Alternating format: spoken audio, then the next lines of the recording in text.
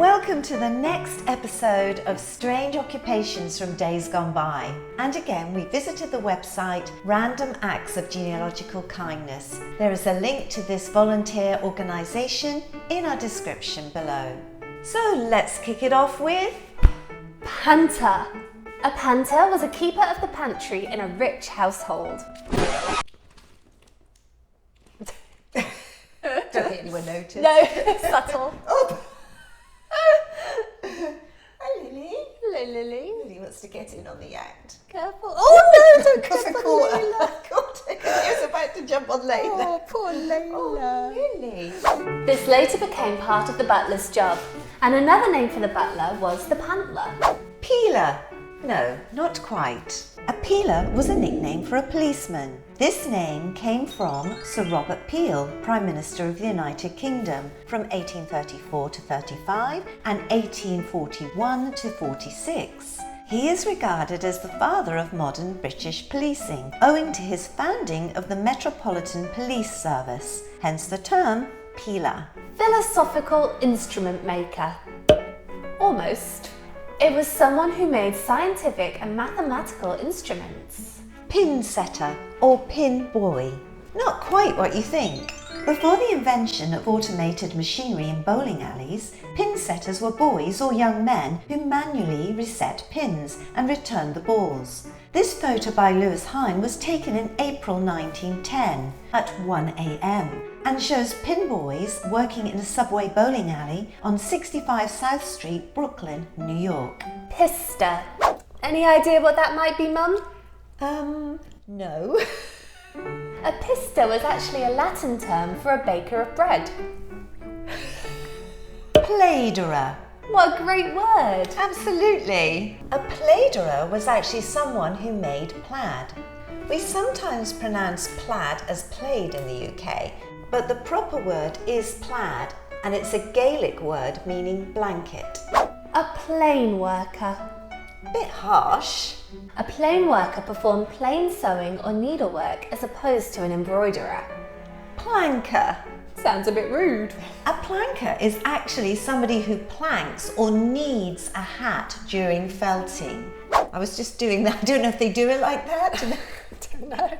We'll have to research further to get our gestures right. We'll let you know. It's got to be accurate, hasn't it? Indeed, Yes. indeed. Yes. Can't have any old planking. No.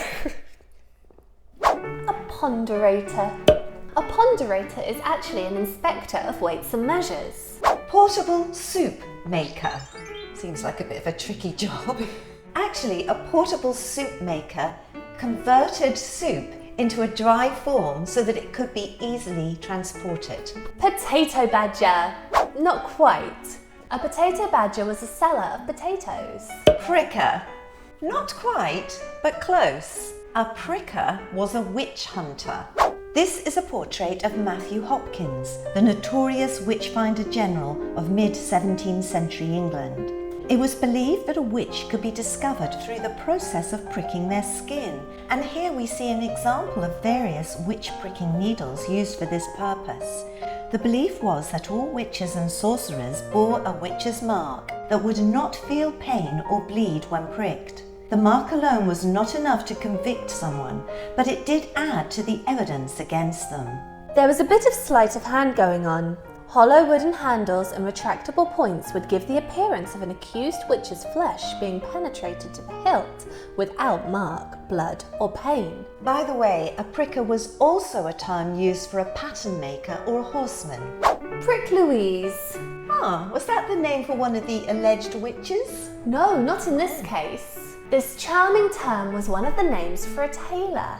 By the way, a rag stabber was another old name for a tailor. Yeah. Prig napper. In the mid-17th to the mid-18th century, a prig napper was another name for a horse thief. Later on, it was used as a term for a thief taker. Prigger meaning thief. Puddler. Not quite.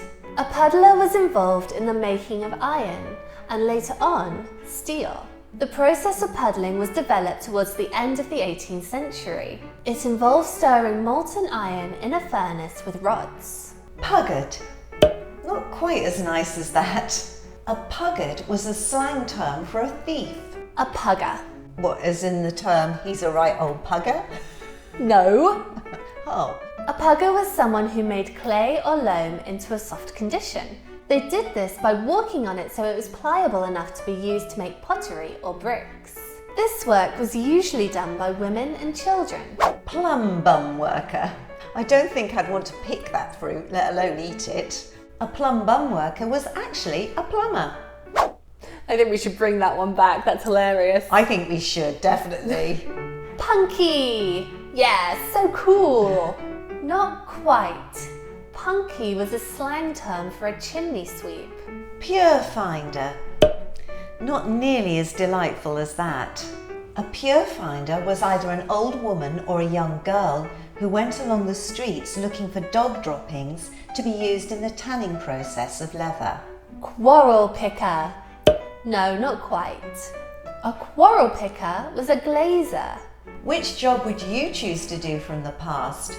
And which job would you definitely not want to do? Thank you so much for watching. If you've enjoyed this video, then why not give us a like and hit subscribe to follow us on YouTube.